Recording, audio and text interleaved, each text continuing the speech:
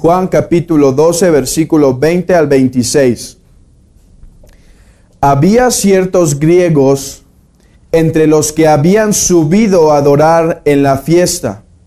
Estos pues se acercaron a Felipe, que era de Betsaida de Galilea, y le rogaron diciendo: Señor, quisiéramos ver a Jesús. Felipe fue y se lo dijo a Andrés. Entonces Andrés y Felipe se lo dijeron a Jesús. Jesús le respondió diciendo: ha llegado la hora para que el Hijo del Hombre sea glorificado. De cierto os digo, que si el grano de trigo no cae en la tierra y muere, queda solo, pero si muere, lleva mucho fruto.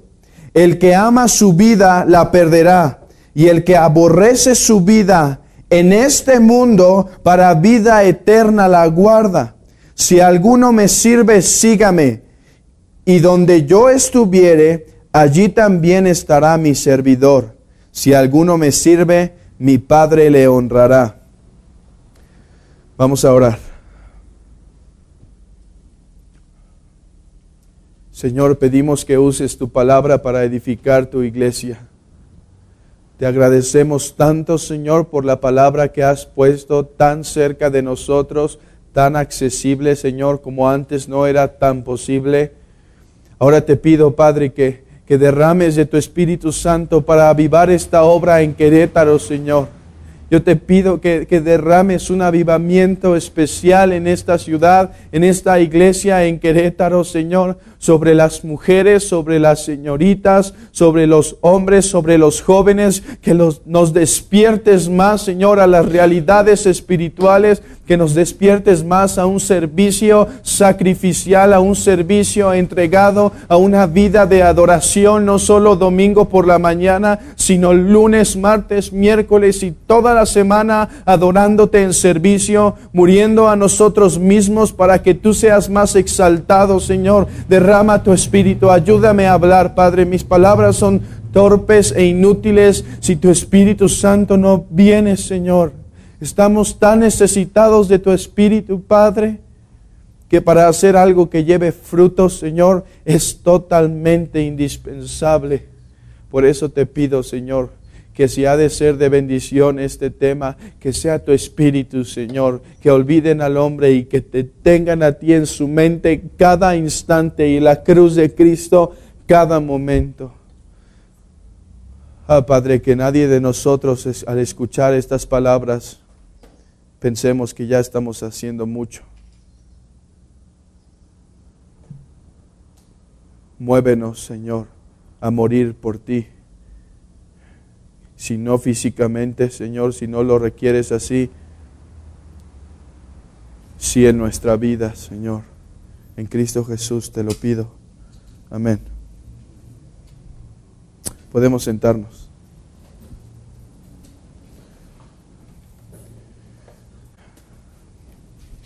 Juan es el evangelista que más relata acerca de la muerte de Cristo. Desde el capítulo 12 hasta el final de Juan está hablando de esos últimos momentos en la vida del Señor Jesucristo.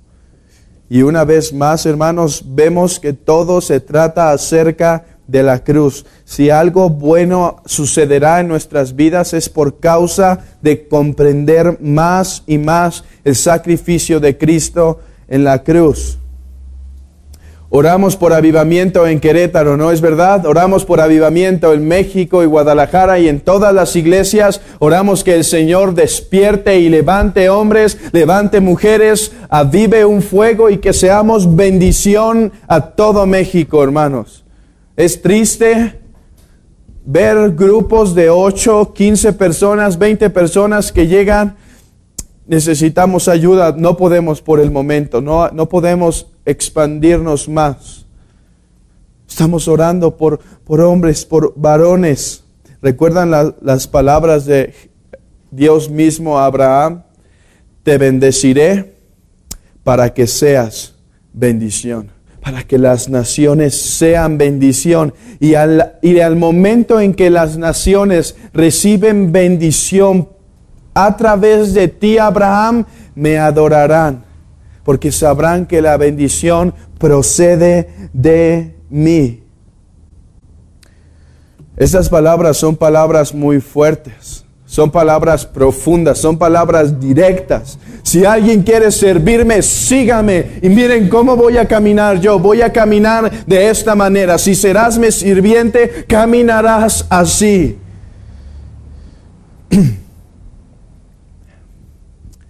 Quiero que pongamos nuestra mente, cuando hablamos de avivamiento, centrada. Oramos por avivamiento. Voy a usar las palabras de mi hermano Pablo Washer. Algunos creen que el avivamiento viene solo cuando Dios quiere. Y yo no tengo que hacer nada, yo no tengo que orar, yo no tengo que esforzarme. Dios es soberano y Él va a derramar avivamiento. Y hay otro extremo de personas que dice, no, nosotros podemos generar el avivamiento. Vamos a orar y vamos a obligar a Dios que derrame avivamiento. Ninguna de esas dos extremos es correcto. El avivamiento es soberano y Dios lo derrama cuando Él quiere, como Él quiere y donde Él quiere. Pero nunca está separado de que Dios esfuerce hombres y mujeres, que Dios levante y derrame su gracia especialmente en algunos hombres y mujeres que pongan en su corazón clamar por avivamiento, estudiar diligentemente. Hermanos, yo quiero hoy llamar a todos nosotros, quiero que este texto quede en nuestras mentes, que si hemos de servir en esta tierra al Señor, no es aparte de una vida de muerte. No está aparte de una vida sacrificial. Miren, ¿qué es el avivamiento? Vamos a descubrirlo en este texto. ¿Qué es avivamiento? En el versículo 20 de nuestro texto dice que había ciertos griegos. Y empieza nuestro texto haciendo una diferencia radical. Versículo 19 dice, pero los fariseos dijeron entre sí, ya veis que no conseguís nada, mirad, el mundo se va tras él. Están enojados, están molestos. El Señor ha entrado a Jerusalén y todos han cantado, Hosana, Hosana, el Salvador ha llegado. Y los fariseos se enfurecen.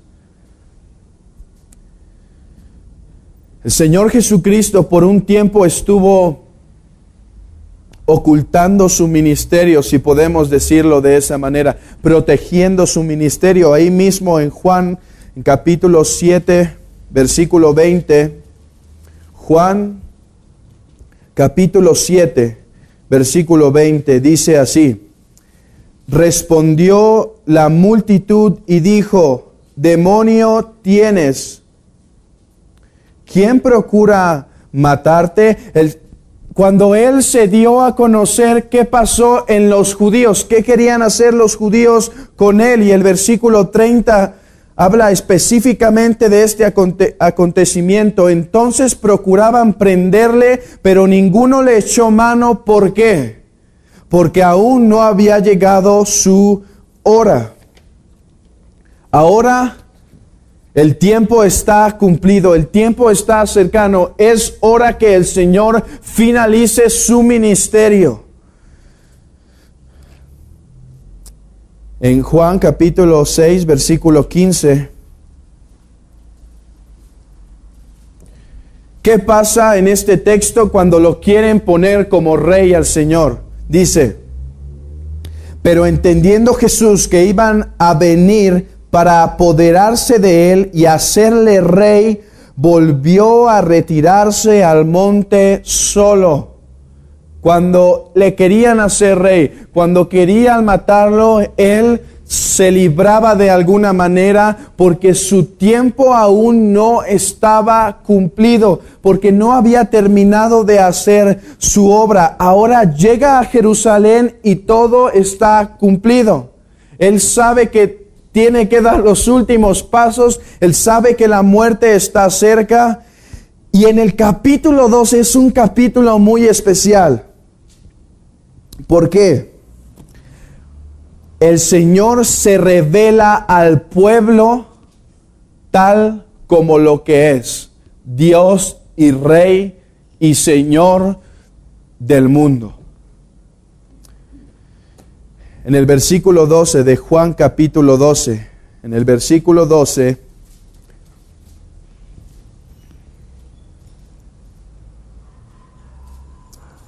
dice: el siguiente día, grandes multitudes que habían venido a la fiesta, al oír que Jesús venía a Jerusalén, tomaron ramas de palmera y salieron a recibirle y clamaban: Hosana, bendito el que viene en el nombre del Señor, el Rey de Israel. Ahora sí permite Jesús que todos le vean tal como Él es. Soy Rey. Y cumple una profecía. Él, a propósito, conscientemente, cumple la profecía de Zacarías 9:9, donde dice: y halló en Jerusalén un asnillo y montó sobre él, como está escrito: no temas, hija de Sión, he aquí que tu rey viene, montado sobre un pollino de asna. Él cumple a propósito, consciente. Él sabe que Él es el Rey. Él sabe que todo está escrito acerca de Él. Él sabe que Él es aquel Cordero que fue sacrificado en lugar del hijo de Abraham, en lugar de Isaac.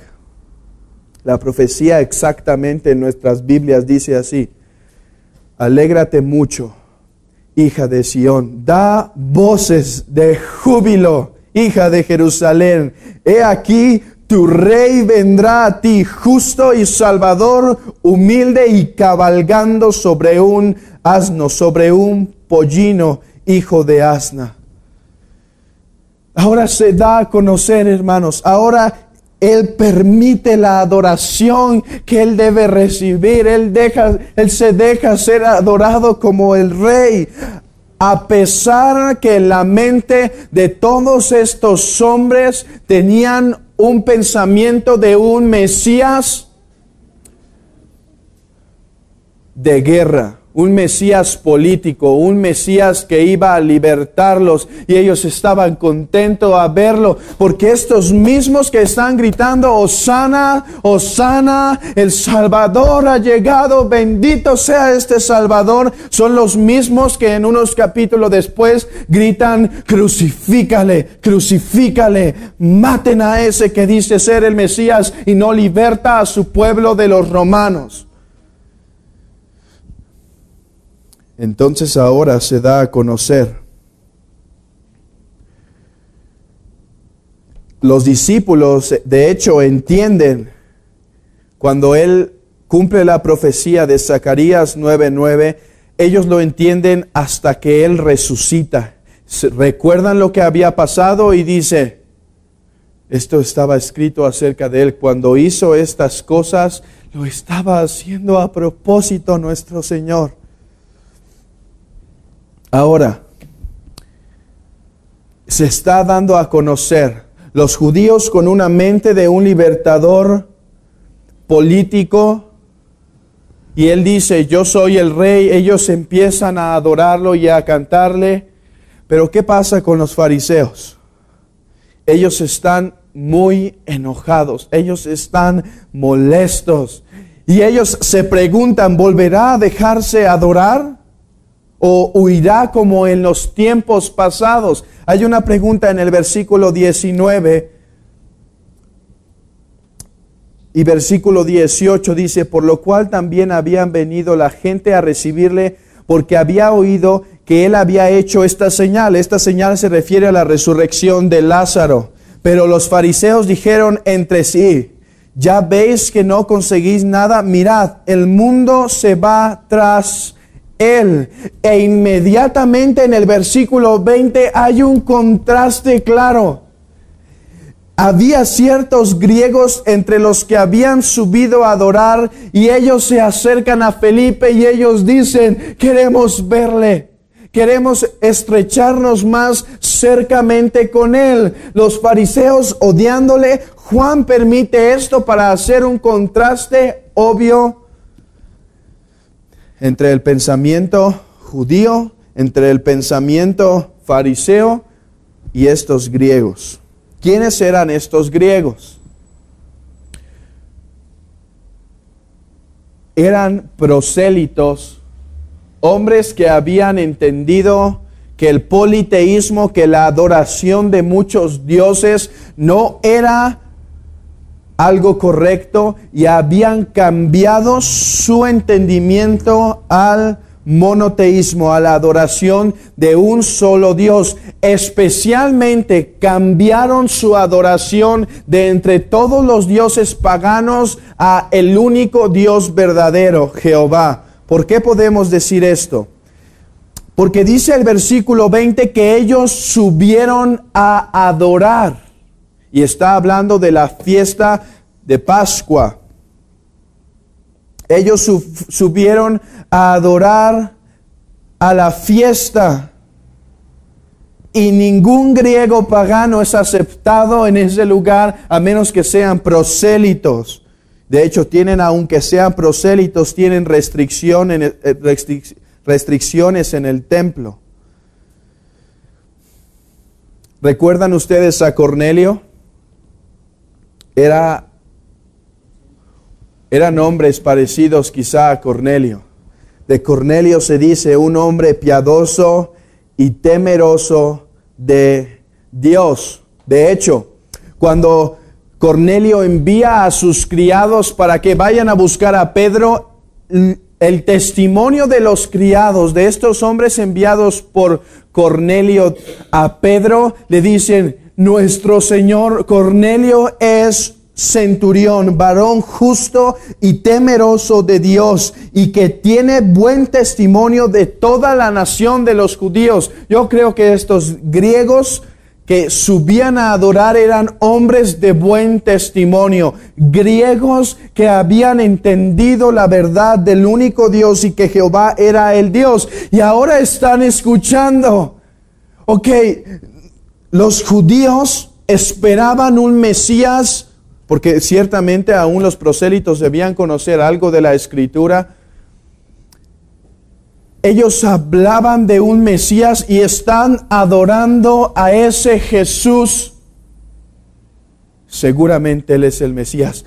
Queremos verlo, queremos entrevistarnos con Él, queremos estar cerca. Si nosotros queremos ser parte, miren hermanos, no tenemos mucho testimonio de cuáles eran los motivos, si se acercaron con un pensamiento judío que ellos iban, no creo, porque los griegos tenían muchas protecciones, leyes que los protegían mucho, así como Pablo dice: yo soy de nacionalidad romana, y tienen miedo de juzgarlo. Pero no podemos hacer ninguna aseveración de cuál era el motivo de los griegos. Si era para ver si era el redentor político, si solo era para verlo hacer milagros, como dice en 1 Corintios, cuando dice: los judíos piden señal, los griegos buscan sabiduría. No sabemos, pero podemos pensar que sus intenciones no son malas por el contraste que hay entre fariseos y estos griegos. Entonces, estos griegos eran esos hombres prosélitos, aparentemente devotos de la religión judía, y cuando escuchan de Jesús quieren acercarse a Jesús. Ahora, ¿qué hacen? Versículo 21.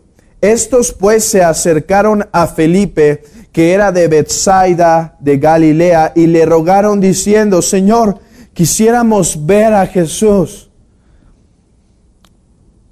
¿Cuál es la petición? Queremos ver a Jesús. Hermanos, yo creo que eso es el avivamiento en el corazón de un hombre. Tú puedes ver en una persona cuán valioso es Jesús para él por su modo de vivir.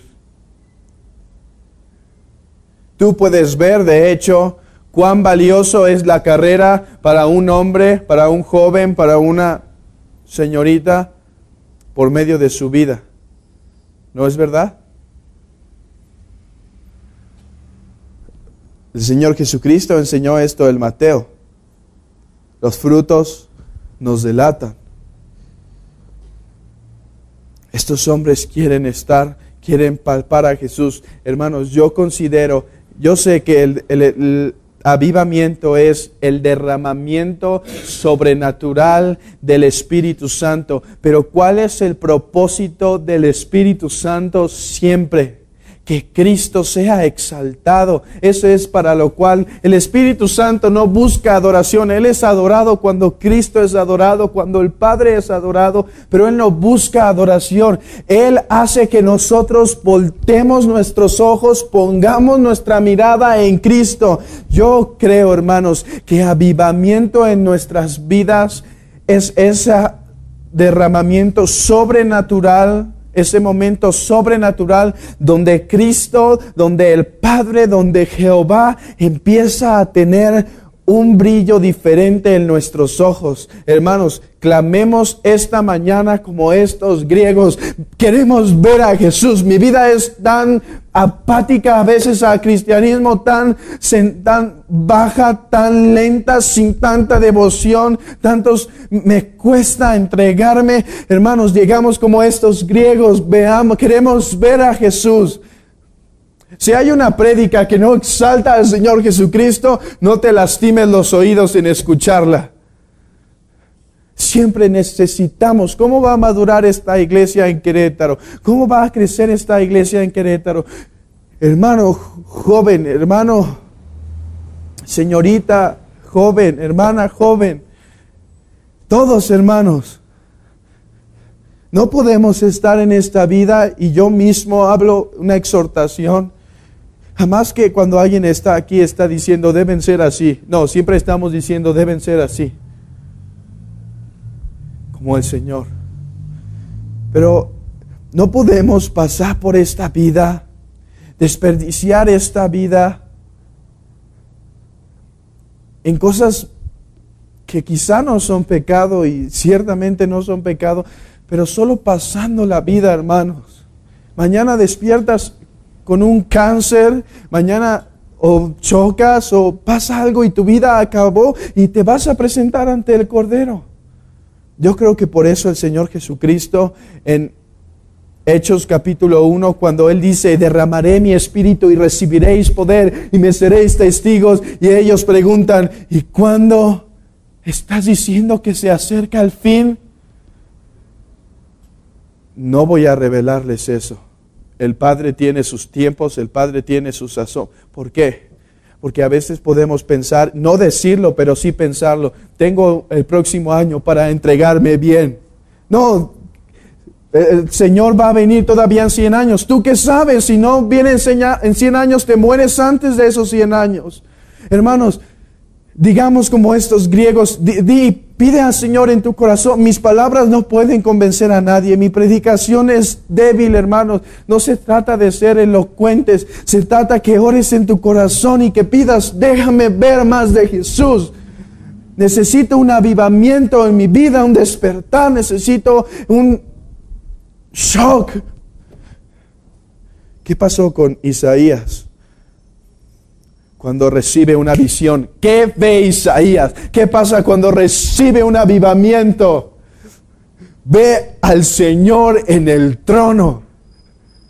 Y su vida jamás es igual. Oh Señor, trastórnanos esta mañana. Trastórnanos. Ellos se acercan a Felipe. ¿Por qué? Yo creo que por el respeto que sienten ante Jesús. Si es el Mesías, tengo que acercarme a un mediador. Y se acercan a un mediador. Y la palabra es, le rogaron.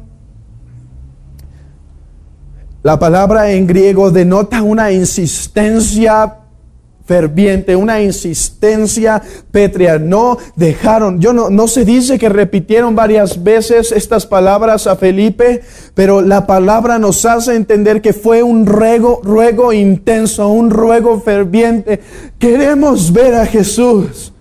Y seguramente que no se detuvieron por un momento de incertidumbre.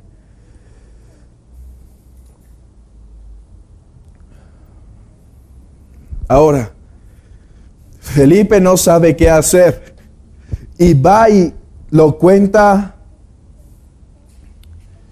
a Andrés. ¿Por qué habrá pasado esto? ¿Por qué tienen incertidumbre? ¿Recuerdan ustedes la enseñanza en Mateo capítulo 10 cuando los va a enviar a evangelizar? Él les dice, por camino de gentiles no vayáis, y en ciudades samaritanos no entréis, sino id a las ovejas perdidas de la casa de Israel. Yo creo que esta es la razón por la cual Felipe no va directamente a Jesús y dice, Jesús, quiere verte estos griegos. Yo creo que tiene incertidumbre. Ahora, también escuchó decir al Señor Jesucristo, vio salvar a muchas personas que no eran del pueblo judío exactamente, pero salvó a la mujer con flujo de sangre, muchas personas que no eran exactamente del pueblo judío, pero su misericordia se expande y se acerca a Andrés y en el consenso se acercan ahora a Jesús. Ahora, hermanos, la respuesta de Jesús parece una respuesta que nada tiene que ver. Parece una respuesta, leamos la respuesta del Señor Jesucristo. Le están diciendo, queremos entrevistarnos con Jesús, los griegos, queremos conocer más de cerca a Jesús. Y Jesús se acercan a Andrés y Felipe y le dicen al Señor Jesús, ¿quieren verte? Y él contesta, ha llegado la hora para que el Hijo del Hombre sea glorificado. Sí, pero quieren verte. Ha llegado la hora para que el Hijo del Hombre sea glorificado. El Hijo del Hombre, ese nombre que Jesús mismo dice ser, dice Él de sí mismo, yo soy el Hijo del Hombre, tiene sus raíces en Daniel capítulo 7, versículo 13 al 14, cuando está hablando del anciano de días. El Hijo del Hombre tiene la connotación y siempre tiene en mente hablar específicamente del Mesías. Vamos a Daniel. Daniel capítulo 7.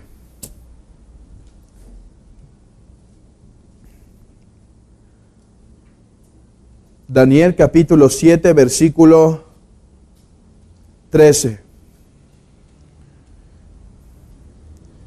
Miraba yo en la visión de la noche, y he aquí con las nubes del cielo venía uno como un hijo de hombre, que vino hasta el anciano de días y le hicieron acercarse delante de él. Y le fue dado dominio, gloria y reino para que todos los pueblos, naciones y lenguas le sirvieran. Su dominio es dominio eterno que nunca pasará y su reino uno que no será destruido. Entonces, siempre que Jesús está diciendo, el Hijo del Hombre necesita padecer esto, es algo chocante en la mente judía. El Hijo del Hombre vino a servir. Eso es algo chocante porque ellos saben de esta profecía que Él recibirá poder, Él recibirá dominio, Él recibirá reinos, Él recibirá poder de lo alto. El anciano de días lo pondrá en autoridad sobre todos. Y cuando Él dice, el Hijo del Hombre vino a servir, ellos chocan en su mente y dicen, ¿cómo que el Hijo del Hombre vino a servir? El Hijo del Hombre vino a destruir y a libertar a su pueblo. Es algo en la mente judía. Ahora Él dice de sí mismo una vez más en Juan capítulo 12, en nuestro texto, y dice, regresamos a la petición de los griegos. Queremos ver a Jesús. ha llegado la hora de que el Hijo del Hombre sea glorificado. Y en eso no hay problema con los judíos. Sí, a eso vino el Hijo del Hombre. Eso merece el Hijo del Hombre. Él merece ser glorificado. Cristo está diciendo: griegos, ¿quieren verme? Está bien, deben desear verme, deben anhelar verme, deben deleitarse cuando me vean. Voy a ser glorificado, me darán un reino que nadie tendrá, me darán un poder que nadie poseerá como yo. Seré Rey de reyes, Señor de señores, un nombre que es sobre todo nombre. Toda rodilla se doblará ante mí, toda lengua confesará que yo soy Señor. Griegos, están en lo correcto si desean verme. Pero la respuesta no acaba ahí. De cierto os digo, que si el grano de trigo no cae en tierra y muere, queda solo. Pero si muere, lleva mucho fruto. Esa es la verdad acerca de Jesús, y esa es la verdad acerca de sus hijos. Griegos, quieren verme, pero deben esperar. No solo deben deleitarse en aquel día donde seré glorificado, deben deleitarse en este grano que cae a tierra y es aplastado y muere, porque de ese sacrificio, porque de esa muerte brota vida, brota fruto, porque en ese sacrificio ustedes se encuentran naciendo.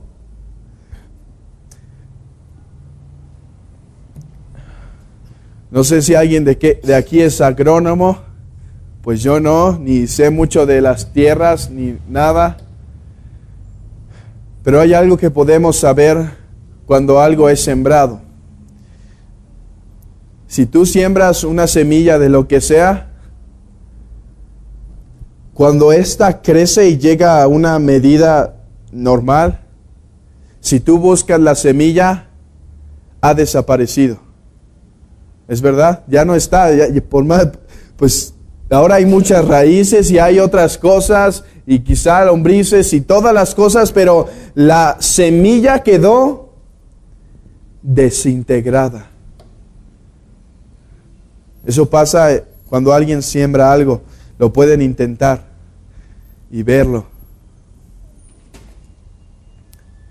Hermanos, Cristo dice que su glorificación, que antes de llegar a aquel momento donde recibirá un señorío inigualable, un gobierno inigualable, es necesario que sea desintegrado, que Él muera totalmente, que Él desaparezca totalmente, para que exista fruto.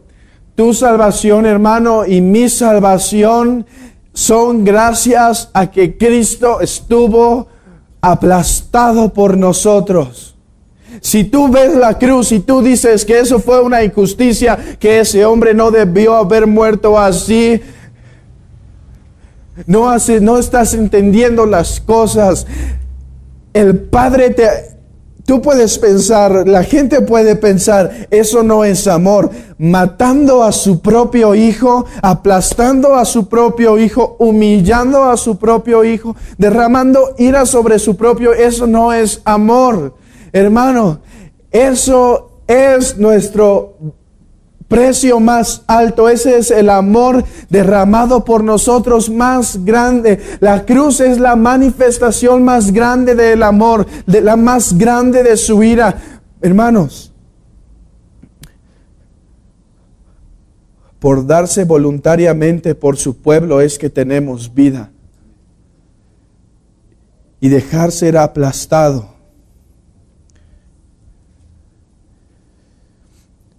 ¿Recuerdan Isaías 53:10?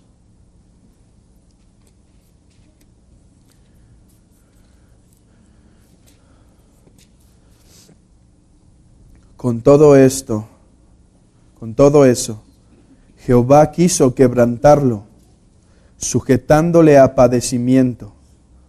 Cuando haya puesto su vida en expiación por el pecado, verá linaje, vivirá por largos días, y la voluntad de Jehová será en su mano prosperada. Verá linaje, me complazco en quebrantarlo, pero por ese quebrantamiento habrá linaje. ¿Recuerdan aquella roca que es golpeada, hermanos? Cuando Moisés golpea la roca para que broten ríos, ese golpe fuerte no es Moisés dando una roca, es el Padre dando a su Hijo para que de esa roca brote un manantial, brote vida y su pueblo sea satisfecho por aguas vivas.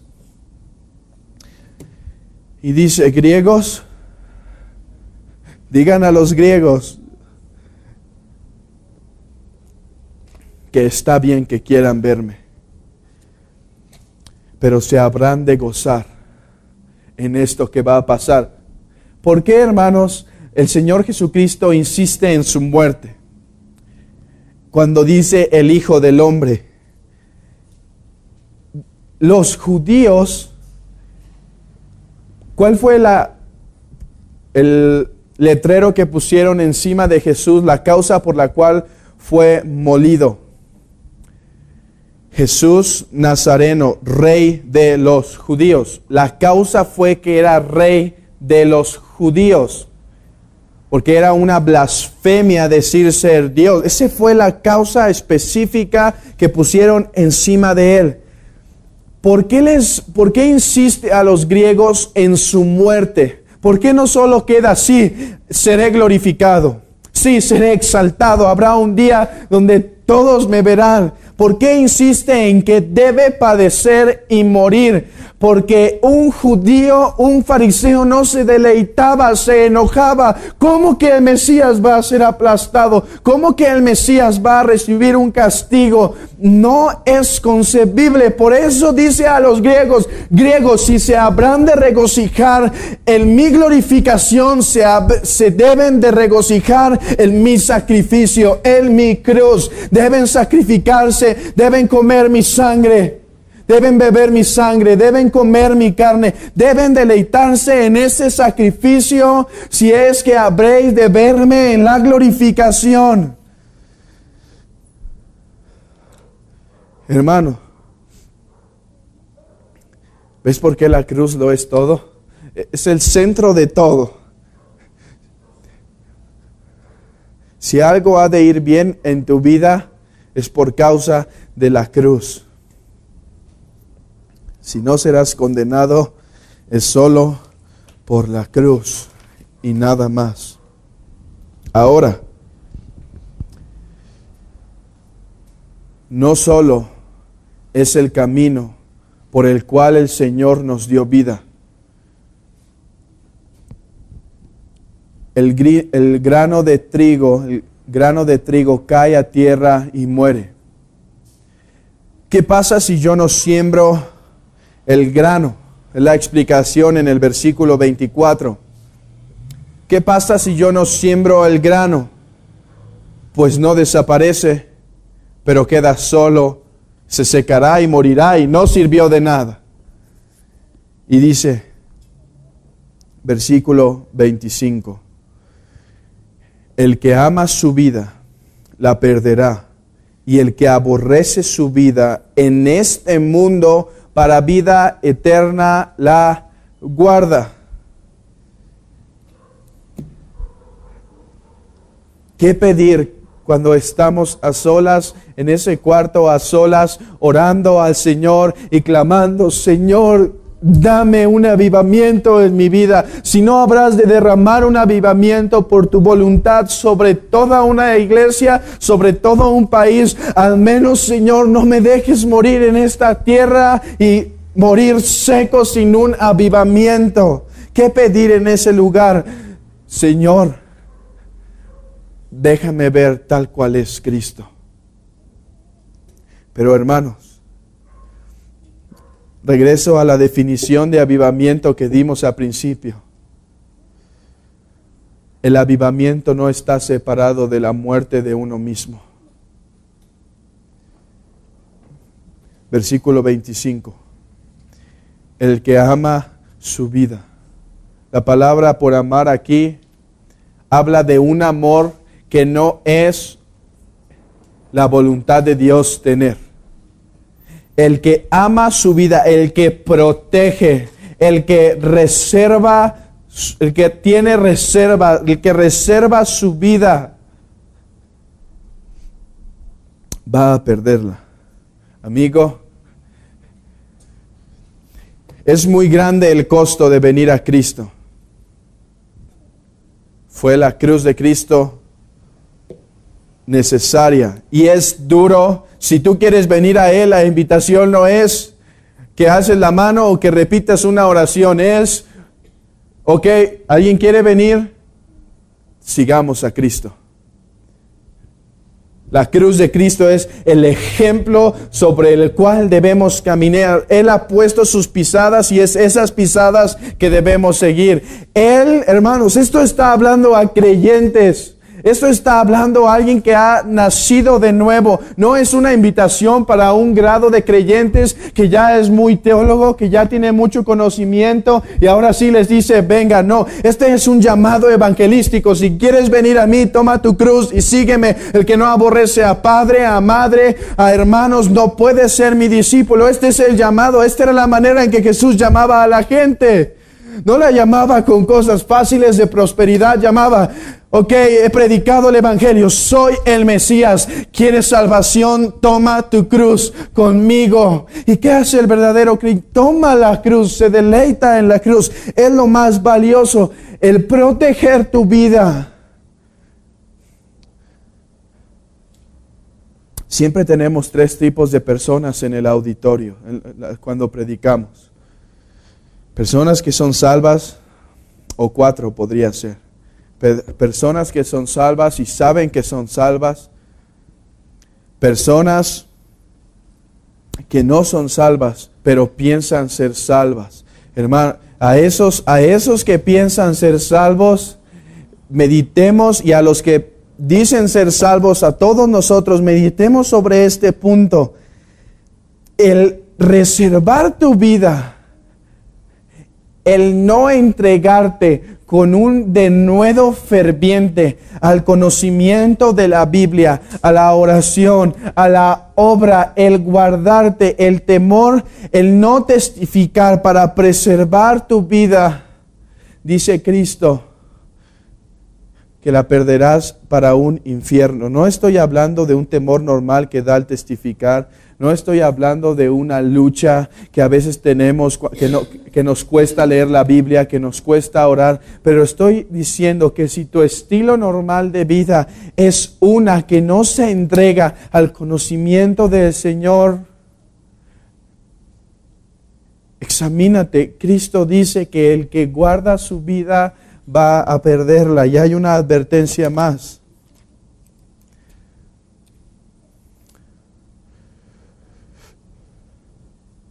¿Quién es el que recibirá vida eterna? El que aborrece su vida en este mundo.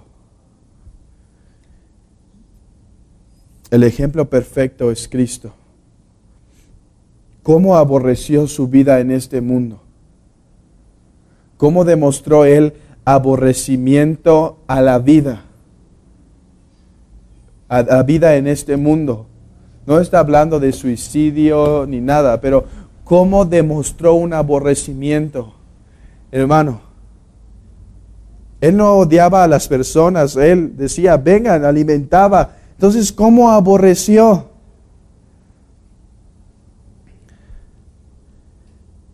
Amando con un amor inigualable al Padre.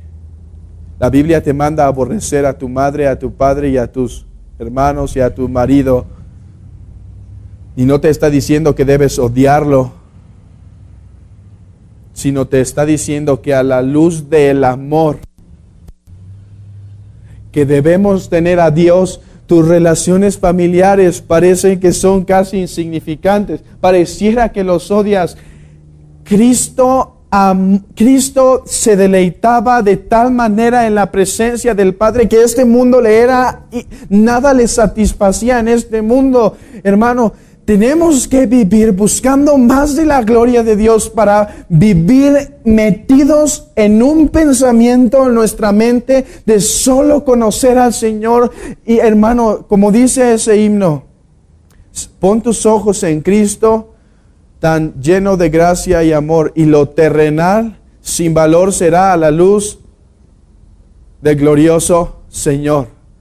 Es de eso de lo que estamos hablando. Y el texto continúa en el versículo 26. Si alguno me sirve, sígame. Ahora, apliquemos esto a nuestras vidas. ¿Qué es requerido para una vida santa? Y hablo de santidad, hermanos, no solamente como una fachada por fuera. Ahora, creo que se manifiesta aún la santidad en la manera en que nos conducimos externamente, pero esa no es la santidad, ese es el reflejo de la santidad. La santidad es aquel momento en donde nos comprometemos, nuestro corazón se entrelaza con los mandamientos de Dios para obedecerle en cada área y en cada punto que Él ha determinado. En ese, hermanos, en ese momento en lo oculto, donde tú estás desnudo ante tu Señor y pides: hazme conforme a la imagen del Señor Jesucristo. ¿Qué es necesario para vivir una vida más santa? ¿Qué es necesario? Una vida, aborrecer a este mundo al buscar al Señor glorioso. La vida en santidad, hermanos, requiere la muerte de nosotros. Decir no a la tentación, decir no a cosas que quizá no son pecado, pero que pueden llevarte a un pecado, cosas que quizá no son malas, pero te van a desviar. El hombre que en verdad es santo, el hombre y mujer que en verdad se dedican y se esfuerzan a hacer como el Señor Jesucristo, son hombres que tienen en poco las cosas de este mundo. Son hombres que según los de afuera están locos, aborrecen al mundo. A los ojos de los de afuera existe un aborrecimiento al mundo. No me contaminaré con esto, no haré estas cosas. Hermano, el estudio de la Escritura requiere una muerte, requiere una vida, requiere una entrega total. Un matrimonio conforme a la voluntad requiere que mueras, requiere que te deshagas, hermano, que aunque estés cansado, estés hablando la palabra con tu esposa, sirviendo a tu esposa, aunque estés cansada, orando al Señor por tu esposa, orando al Señor por tu esposo, pidiendo por la salvación de los hijos. ¿Te das cuenta que es necesario, que es... ¿No es verdad que el cansancio es una de las cosas que más podemos poner como pretexto para no hacer la voluntad del Señor? Por eso el Señor dice: ok, hasta que te mueras. Siempre que leemos estos textos, ¿no es verdad que nos imaginamos en China siendo decapitados? Está bien, hay misioneros en China, oremos por Andy Hamilton, allá en China. Difícil. Pero estaba hablando a todos los discípulos.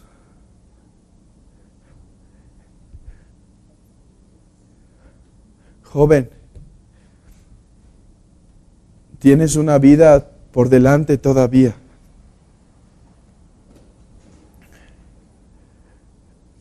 Desperdíciala totalmente, olvidándote de este mundo, y aprovéchala totalmente, entregándote a Cristo.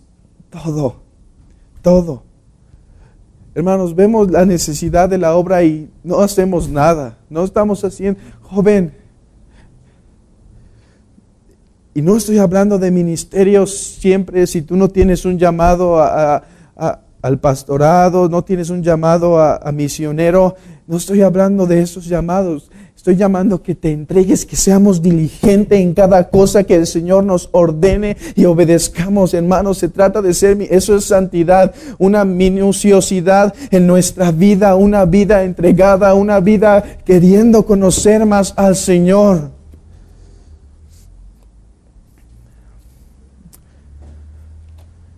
Mujer, es que eso es la vida cristiana, hermano, la vida cristiana que muere. Mujer que no tienes un esposo cristiano, de someter tu boca, de someter tu comportamiento a la palabra de Dios, que dice que debes callar, que debes sujetarte. De eso es la vida cristiana, obedecer al Señor. En esto conoceréis, dice, y si tienen amor por mí, guardarán mis mandamientos.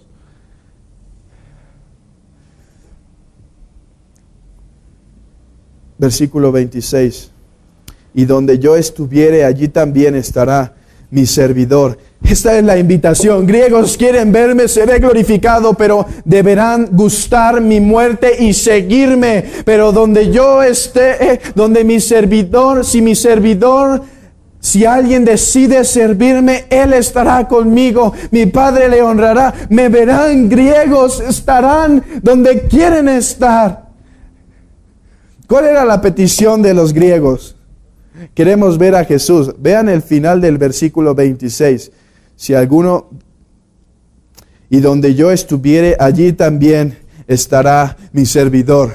Petición concedida a griegos. Pero habrás de seguirme una vida entera, si me habrás de ver en la gloria. Puedes ver que el sacrificio, hay como dos puntos en estos textos. Siempre se está poniendo, en primer lugar, el trigo debe morir, pero habrá fruto. Después se dice, debes perder tu vida, pero ganarás vida eterna. Versículo 26, debes seguirme y es difícil, pero estarás conmigo y mi Padre te honrará.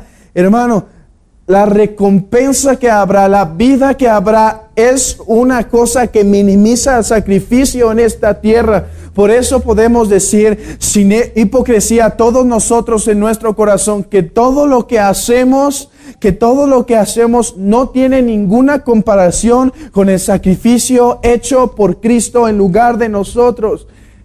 Hermano, entrégate a la obra, dejemos de ver, entrégate a la obra que el Señor te ha llamado a hacer, a conocerle primeramente, a trabajar adecuadamente en tu matrimonio y el ministerio que Dios te ponga, hagámoslo diligentemente.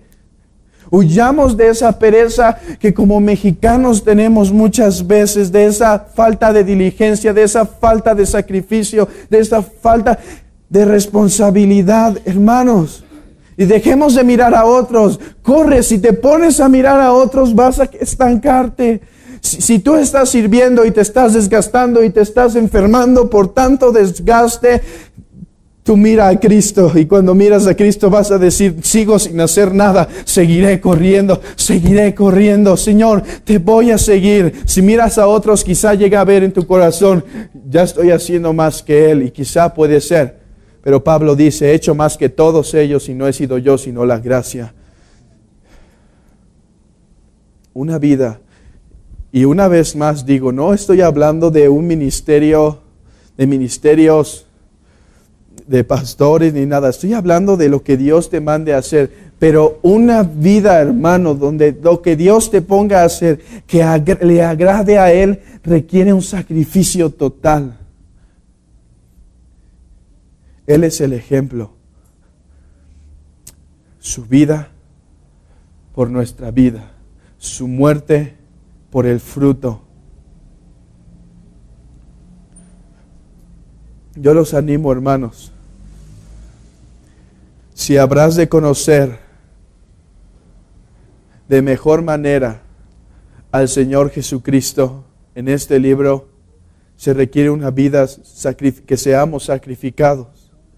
que nos entreguemos. Muchas veces, ¿por qué se requiere el sacrificio? Porque nuestro cuerpo no ha sido glorificado y a veces se rebela. Necesitamos someterlo a servidumbre. Mi oración, hermanos,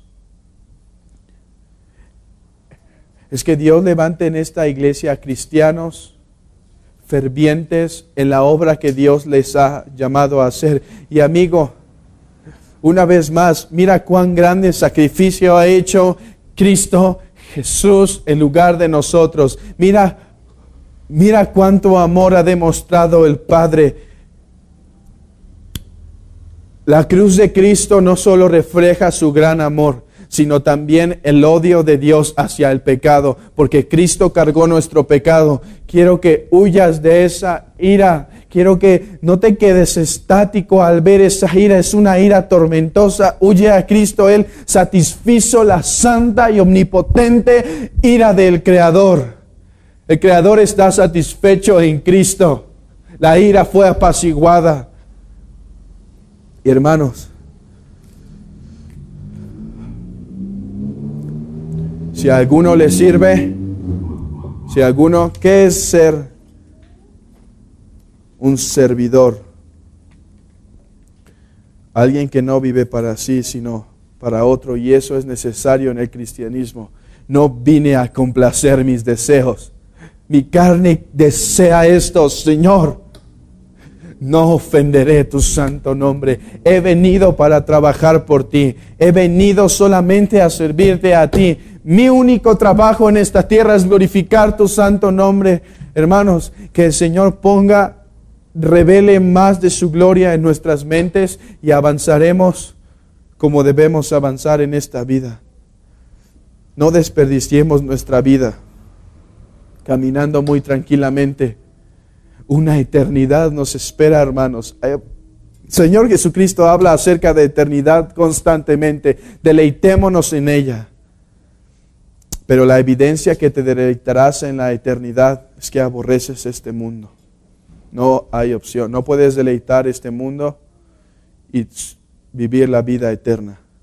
O bueno, sí puedes, pero no en la presencia de Dios, sino en la ira de Dios.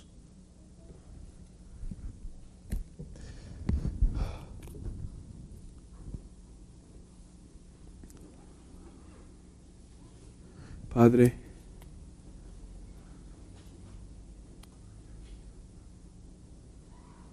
estoy aquí con mis hermanos, Señor, unido a una petición.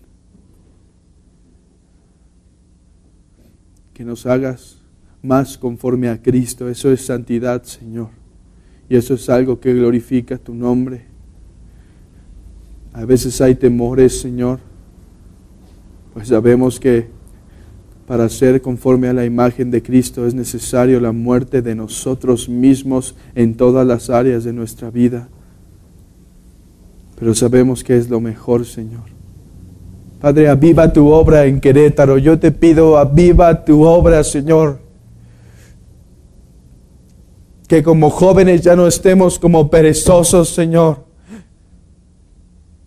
Que como señoritas, que como hombres, que como varones despertemos, Señor, a las realidades espirituales que Cristo es nuestra recompensa, que Cristo es nuestro tesoro, que Cristo es nuestra herencia, que Él es todo en todo, Señor.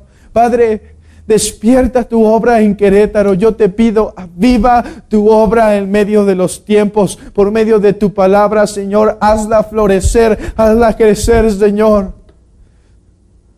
Que levantes hombres y mujeres, Señor, para tu santa gloria. En Cristo Jesús. Amén.